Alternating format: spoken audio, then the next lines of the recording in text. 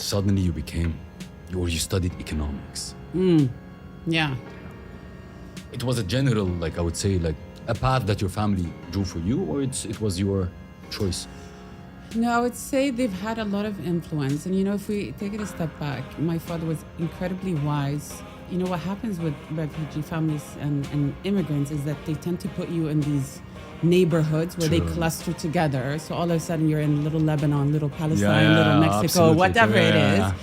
And my father already then said, no, we're here now in Sweden. We're going to integrate and become as Swedish as we can be.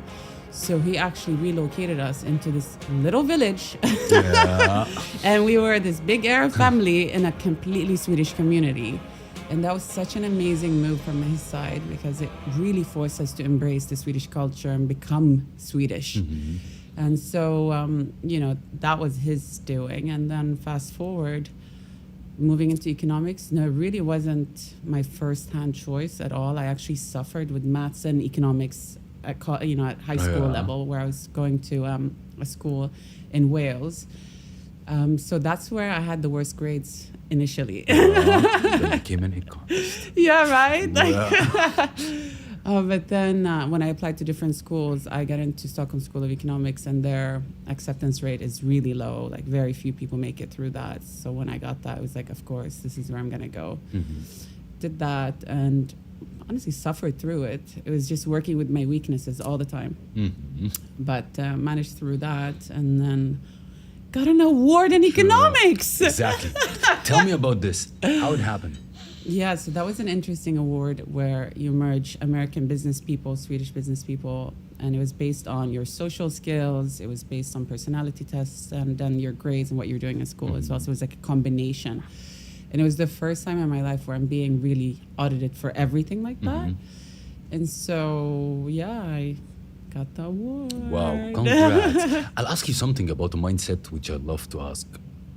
Being an immigrant in a place where it's not your home country drives people to the max. This happened to you, that you wanted to succeed, you wanted to make everything better.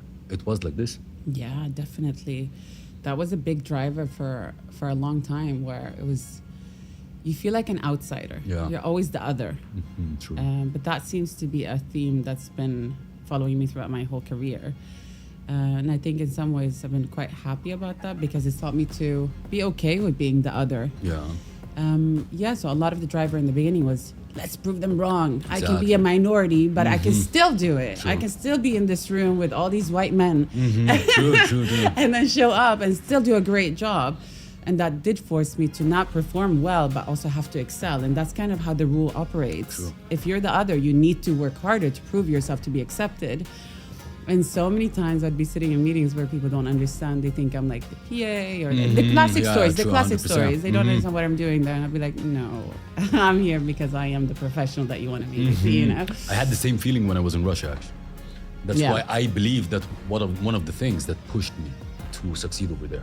I'm not the minority. Yeah. I'm not the dark-skinned person. Yeah. I'll show you. Yeah. So I think that's the immigrant mindset, I would say. Yeah.